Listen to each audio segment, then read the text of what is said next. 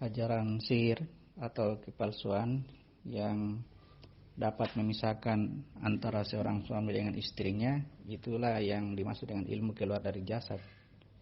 Jadi ini sesuatu ujian yang menjanjikan, ya. Kelihatannya pesannya disuruh kita bertakwa, disuruh kita jangan musyrik, jangan kafir, tetapi sebenarnya tujuannya tidak baik. Tujuannya hanya menjadikan kita berhenti pada dimensi kedua, dimensi jiwa. Lagi-lagi saya bilang, kalau kita keluar dari diri, maka tidak ada jalan untuk masuk ke dimensi ruh. Ya, tidak ada jalan, terhenti pada wilayah kekuasaan jin. Bahkan di akhirat nanti, ketika malaikat-malaikat ditanya, apakah mereka ini mempertuhankan kamu? Para malaikat menjawab, sesungguhnya tidak, mereka itu mempertuhankan jin.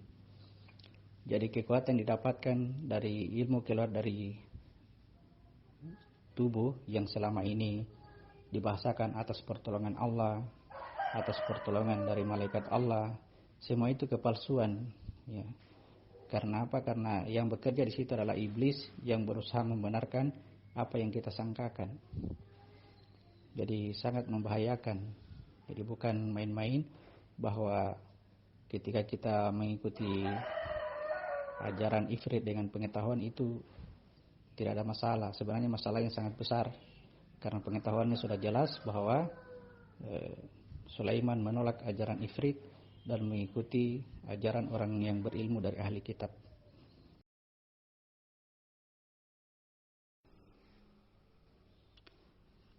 Kejadian orang keluar dari dirinya dan melihat dirinya itu sudah terjadi sejak jauh sebelum Muhammad, yaitu bahkan di zamannya Sulaiman.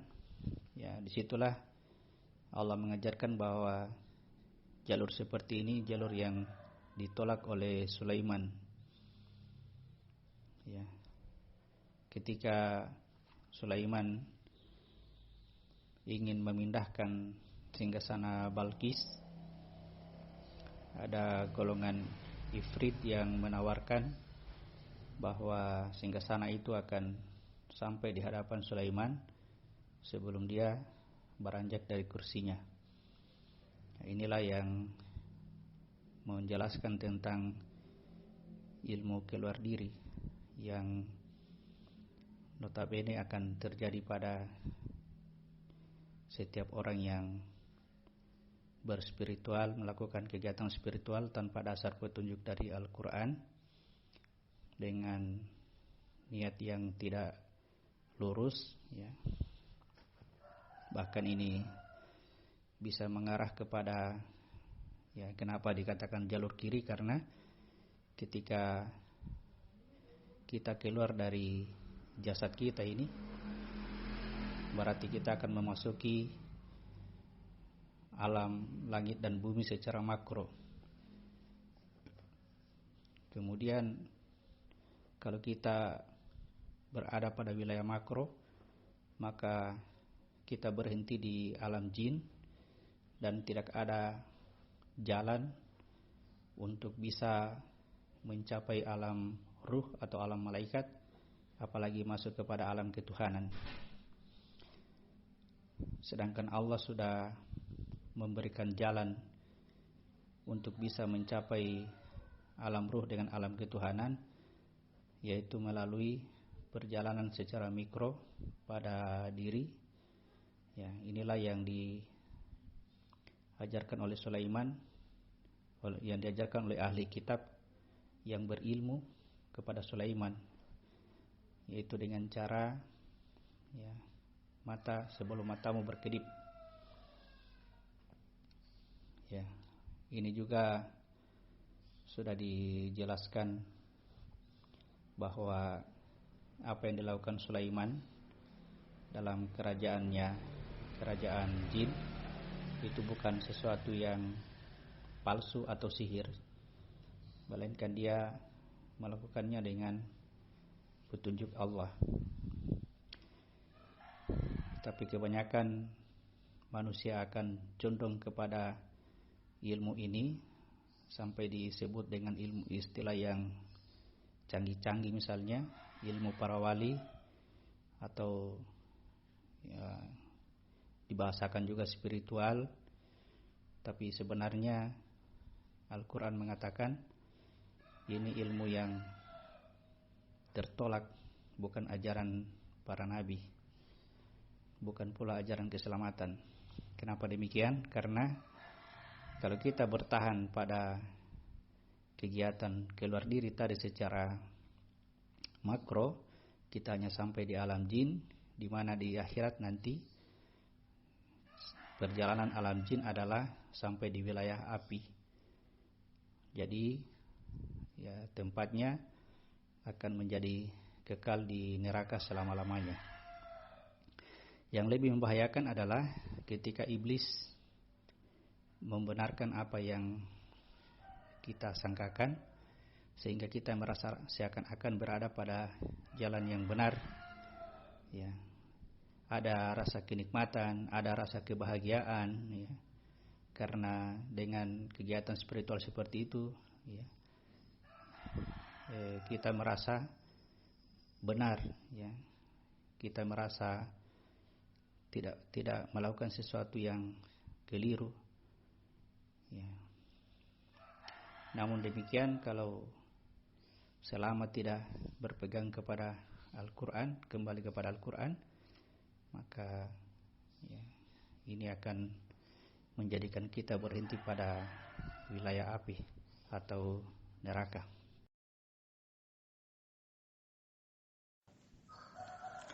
Ada semacam kenikmatan tersendiri ketika seseorang mampu keluar dari dirinya dengan metode teknik-teknik spiritual yang diajarkan oleh orang-orang yang jelas bukan ajaran Al-Quran dan bukan ajaran Nabi-Nabi. Tapi sudah ada sebelumnya memang ajaran seperti itu yang menjadikan manusia keluar dari dirinya. Dan setiap orang yang melakukan ini akan merasakan kenikmatan yang berbeda dengan apa yang dialami selama ini. Perlu diingatkan bahwa Al-Quran menjelaskan ajaran Nabi-Nabi, bahwa para Nabi-Nabi itu mengalami kesengsaraan dan penderitaan. Mereka tetap terikat dengan jasad, ya, sampai-sampai hampir berputus asa dengan keadaan itu, sampai mengatakan, mata Nasrullah, kapan ini pertolongan Allah akan datang? Lalu Allah katakan, ingatlah, pertolongan Allah itu sangat dekat. Jadi bersabarlah dengan keadaan kita sebagai manusia biasa-biasa saja, ya, seperti orang-orang yang pada umumnya. Kemudian dengan keadaan kita seperti itu, lihatlah kemampuan apa yang bisa kita lakukan untuk bisa memberikan manfaat kepada orang lain. Inilah tugas kita, menyatakan asma Allah dengan jasad kita.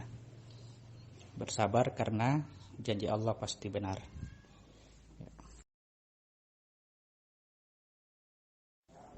Rumus keluar rumah sudah diajarkan oleh Nabi Lut. Jadi terjadinya di dalam diri, bukan meninggalkan rumah kita ini, ya, karena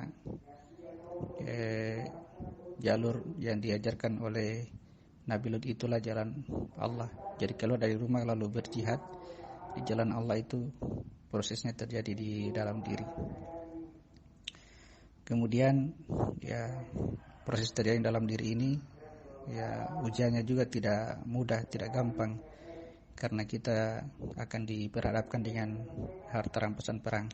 Jadi berjihad di jalan Allah saja sudah ada peringatannya, sudah sinyal-sinyal agar tidak lari ke kiri. Namun ketika kita tidak menggunakan jalan Allah dan menggunakan jalan tauhid, ya itu efek yang kita dapatkan sekarang sangat jelas, sangat nyata, karena ada yang berusaha membenarkan ini. Itulah tadi yang saya katakan, iblis akan terus berusaha membenarkan apa yang kita lakukan, dan kita merasa seakan-akan berada pada jalan yang benar.